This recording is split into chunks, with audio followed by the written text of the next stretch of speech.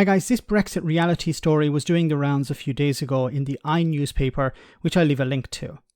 As you can see from the heading, the man voted for Brexit and is now complaining that he can't live in his Italian house as a result of the UK no longer being in the EU. The article talks about the minimum requirements placed upon people outside the European community, and the Brexiteer is a little bit angry about that. The Italian government stipulates that you need to have a pension or passive income in order to avoid some of the problems post-Brexit. Greg here thought he could get by with savings alone.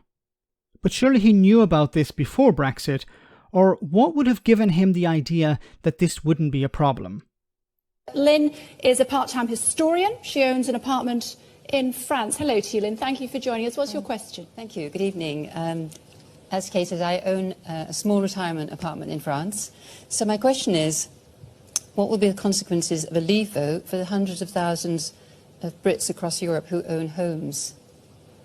Whereabouts in France is your apartment? South of France. In the south of France. West Coast. Yes. No, I've got friends who live in France as well, and one of the things is that many of them are people, or they have homes in France. Many of them are voting in favour of Britain leaving the European Union because they think it's in Britain's interest, and they also know that there are international laws and international rules that mean that if you're legally and ordinarily resident in another country, then even if your home country votes to leave the European Union, all your rights, all your privileges are carried on and are respected. So the one thing I would say to you, and indeed to everyone, who enjoys living and who enjoys the prospect of retirement, which I suspect is many years hence, enjoys thinking about retirement, the one thing is that your investment will be safe and your future will be safe, whatever the decision on June the 23rd.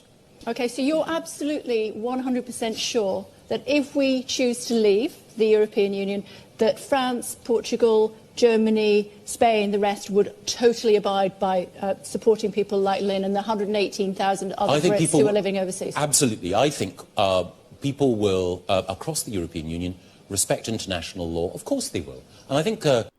My God, what a slimy individual. And isn't it amazing that he's now still a minister in government after all of this lying? Now, Michael Gove is an interesting character because he's able to lie and tell the truth at the same time.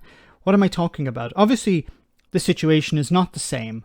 Of course, the protections for British people before Brexit and after Brexit are completely different. But what Michael Gove was saying here was about international rules and regulations. And of course, member states in the European Union will follow international rules and regulations. But we're not talking about international rules. We're talking about local rules and regulations on a national level. And notice how this confidence that he's able to present. And I think that's why a lot of people voted for Brexit, because they were listening to Michael Gove and he sounded so confident that he knew what he was talking about. He was so confident that everything will be okay, that many people probably thought, well, it probably will be okay. You know, the media isn't holding him to account. The media isn't challenging him really.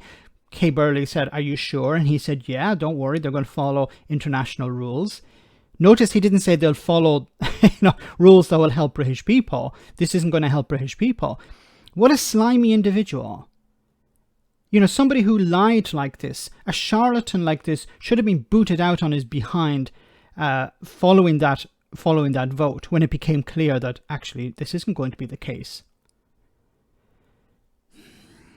And going forward, I hope that he loses his seat.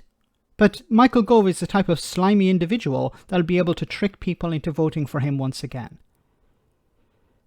Now, the British people are left picking up the pieces. Some of them will probably lose their investments. Some of them will lose their holiday home or home for that they were planning to retire to. And what are they going to get an apology from Michael Gove and the Brexiteers? No, they won't. In the same way that the British people who lost their bank accounts as a direct result of Brexit aren't getting an apology from Nigel Farage. It's frustrating because you had the experts saying at the time, and Michael Gove, of course, was saying, you know, people have had enough of experts. But the experts were saying, these are going to be problems. You know, what is the point of being a member of the European Union if you can leave and have the same benefits?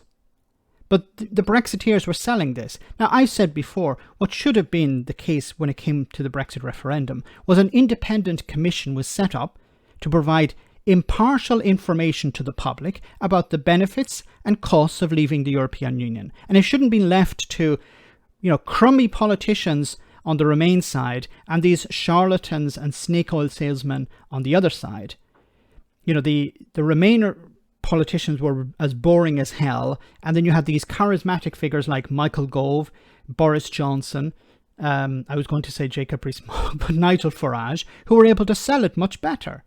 The salesmen were really good at convincing the public that everything would be okay. Most people don't have properties abroad.